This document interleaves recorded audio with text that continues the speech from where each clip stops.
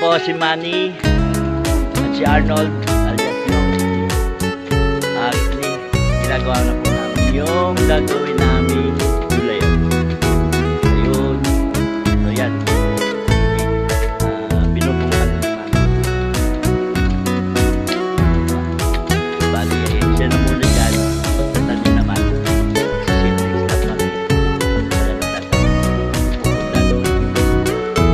So yun. And guys, thanks.